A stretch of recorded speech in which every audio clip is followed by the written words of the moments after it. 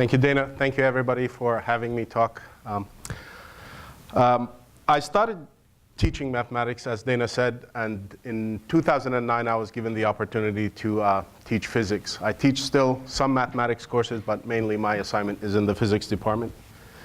And I needed to start thinking of a way to better engage my students. I've noticed that I have some students who are not up to par in terms of how I learned and how I remembered the Moore method. I've had Moore method classes taught at NAU, which I've enjoyed very much.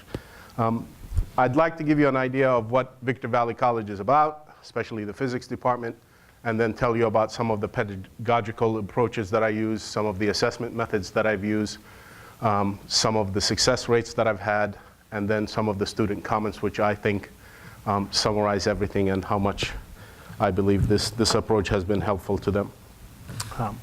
VVC is considered the middle community college in Southern California. We have anywhere between 10,000 to 12,000 full-time students, depending on the semester. I am the only full-time physics professor there, and we have one adjunct or part-time professor who teaches as well. The sequence that I'll be talking about today is the university physics sequence. It's required by all engineering physics majors. I have a lot of math majors who take the first two sequence courses. And most of my students have no prior experience to IBL. And most of them have little to no experience with calculus-based physics before.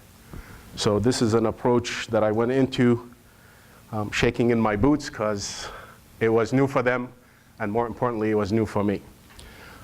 Some of the reasons why I changed to IBL, I needed to have participants actively pursuing their learning experience.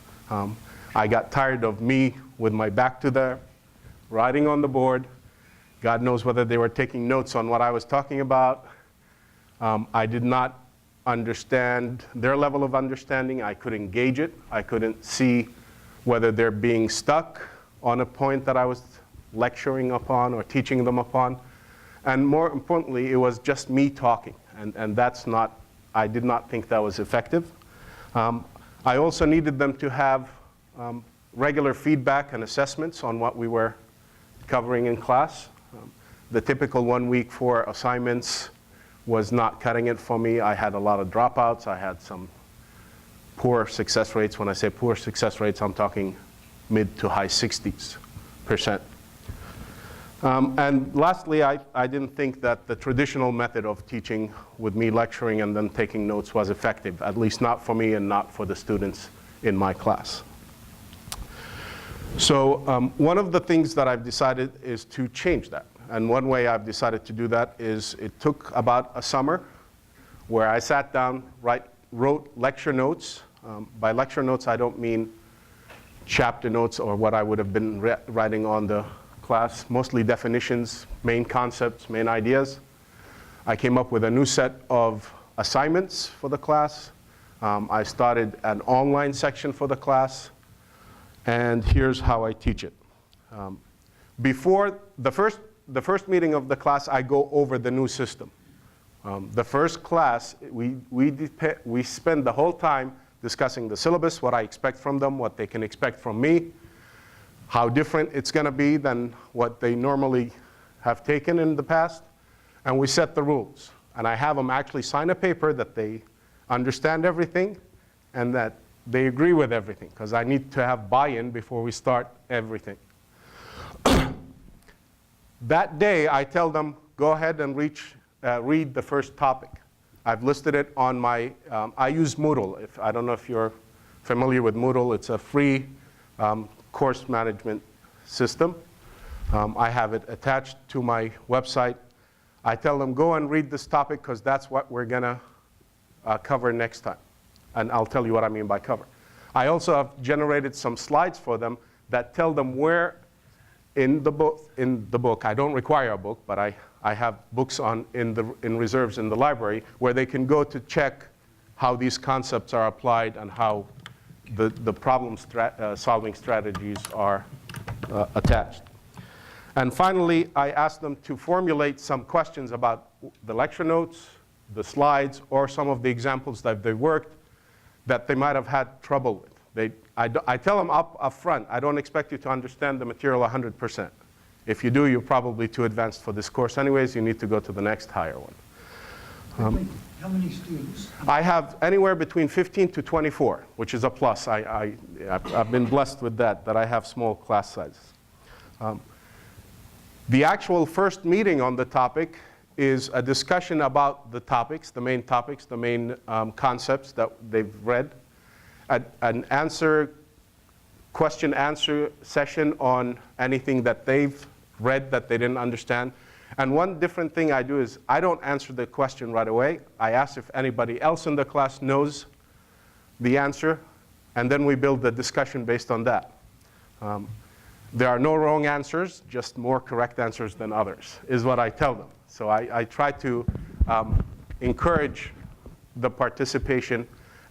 It's not graded, so they know that their participation is voluntary, but you'll be surprised how after the third, fourth meeting, everybody has an answer or has been hoping that somebody will ask about this because they concentrated on it when reading the lecture notes or when looking at the examples.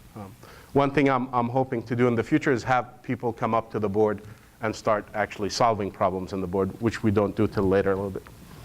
After all the questions are answered and there's no discussion, I have guided problem solving techniques for them. These are problems that are broken into parts where all they have to do is maybe write the physics concept that's involved. If it's a mechanics problem, which Newton's law would you use? The second part with it is to get the equation that you would use. And after that, I have them solve it. I clearly tell them after every problem, here's where the physics ends, here's where your math skills begin. I stress the connection between math and physics very much in my classes. One, because a lot of them have taken calculus or are in calculus when they come to me, when they start the sequence. I have a co-requisite for my class of Calculus 1 for the beginning of the physics, or you have taken it somewhere else. Shortly after that, if they're finished and we have time, I ask them to go online and begin the conceptual questions that I've posted on Moodle. With each topic, I formulate between 5 to 10 questions where they actually have to write answers, not x equals 5, not 5 newtons, not 20 meters per second, but actual think about why is this happening and write me no more than a paragraph. I keep it short because a lot of them don't like writing much, and I have to read it and give feedback on it. As soon as somebody sends me an assignment from the conceptual questions, I go in, I get an email that says this has been submitted, I go in, I don't grade it, but I give feedback. They know that you're getting a grade whether you complete it or not. The point system that the speaker just talked about. If they complete the assignment, they get point. If they have completed, they get half a point. And if they don't complete it, they get 0 points. They know that from the beginning. So they're not losing anything by at least attempting to answer it. That's the second class. The third class is, I believe, where this IBL idea comes in. I am there to answer emergency questions. They're given a worksheet as soon as they come in, and they work on it in class. I am roaming, facilitating. They work in groups, or they have to work in groups of 2 or more. I can't have somebody work by themselves. And that has been a challenge, because you have your overachievers who want to just do everything by themselves. I ask them to work in the groups. I ask them to submit their completed work before they leave that day. As they submitted their completed work, I give feedback if they're incorrect. If they are correct, they get the assignment that they have to work on for next time and turn it in. And we do that for every topic in class. Next time we meet, I collect everything, 5 minutes. Next time we meet, I collect the assignments. I give them a quiz, in-class quiz on the topic, and I tell them that they will get the reports next time. Those are graded on 20 points. Again, graded on the level of completion that they've done. The only time you get 0 in my class is if you don't turn anything in. Lab experiments, that's another good thing about the physics is I give them a handout on the day of the lab. They don't know what they're doing before they come to lab, so they have to discover something by doing the experiments. They write reports, they type them up, and they tell me, they answer conceptual questions and computational problems in the lab reports. 60% of their grade is in-class exams. I have computational problems, the conceptual problems, the lab reports, and in-class quizzes count for the next 40, which make up their grade. The success rates that I've had are, I've done this for 2 groups. In the time that I've established this, I've been able to complete 2 groups. The last one just finished last week on Thursday. 82% is the lowest success rate I've had, and 95.5 is the highest in the 3 years that I've established this. I will have all of these slides available if you want. Just send me an email. I'll give you my email before we leave, and I will share those with you. Here are some of the comments. Although physics is hard, he makes me want to study more. Not because it's hard, but because it's more interesting. I think that's a great comment. Another one is, thank you for teaching me so much about physics. In my eyes, they've taught themselves. I've facilitated, so they acknowledge the work you do just by letting them discover things on their own. And then the third one, I would not have the passion nor the confidence to go into an engineering program if it wasn't for this class. Some of my students have never left the area where we live. We're about 70 miles northeast of LA, and some of my students have never been outside of that area. So for them to raise their confidence is great. 2 references that got me interested in this, beside the Moore method and the literature is there's a specific book called Pure Instruction, a user manual by Eric Mazur from Harvard University. He's one of the leaders in the physics IBL. It's also under Flipped Classroom. If you look up Flipped Classroom, his name comes up a lot. He gives an overview of the methods he used, and then the one that's specific to the engineering physics is by Randall Knight, called 5 Easy Lessons, Strategies for Successful Physics Teaching. Thank you for your attention. I appreciate you. I thought I was going to be here by myself, so I appreciate you coming and listening to me today. So it looks like we have some time for a few questions. We probably should pass the mic for that. If anyone has any questions. And sorry if you couldn't hear me. I think my voice carries very well. Yes, please.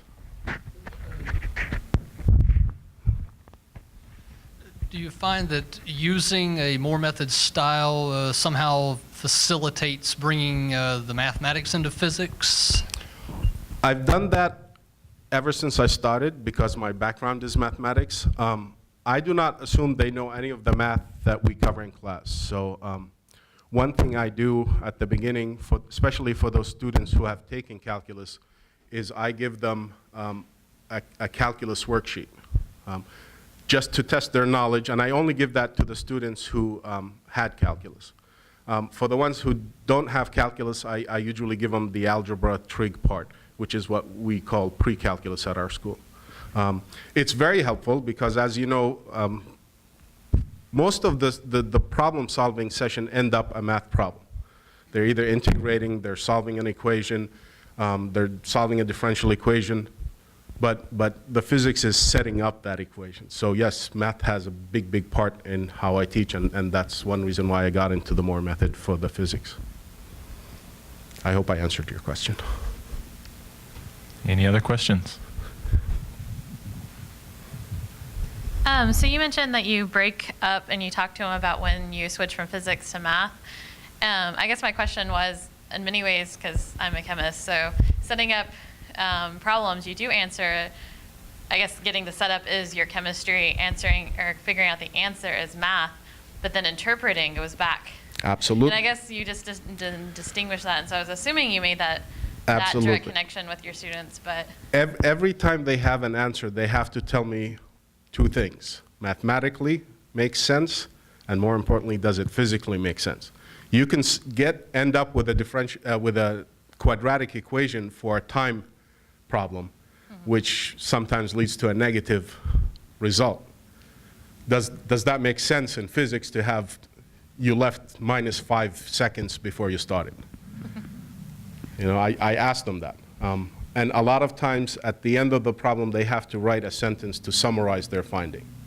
I forgot to mention that, so thank you for asking that. Yes? And then my other question was, you said your success rates were between 82 to 95%.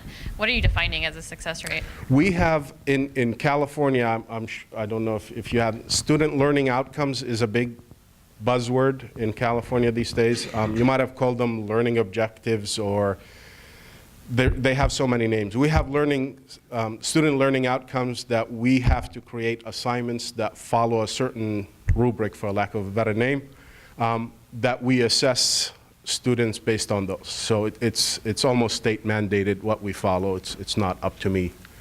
Yeah. Exam problems, lab reports, quizzes, all of those count into that. So it's not just one method. That's why I tried to create a lot more assessment methods, because some people test less than they can do quizzes, than lab reports and all of that. Okay, well, maybe one last question if we have one. Maybe two. Do you cover the same amount of physics? I cover everything required by the state of California for the engineering sequence. Yeah. The reference book that we have is by Young and Friedman, Sears and Zimanski for the older folks, if you remember those. It was the book that I've learned from. So and in my syllabus it says optional. They do not have to buy it. I cover chapters 1 through 44, which is all of it, including relativity. Yeah. Yeah, everything is covered. I don't have the luxury of skipping anything, because they transfer to a 4-year university, and they might not have the luxury of seeing it if I don't cover it, because they assume they're higher level classes over there. I think we should wait till the computer works. All right, any last minute questions? All right, can we thank our speaker one last time? Thank you. Thank you.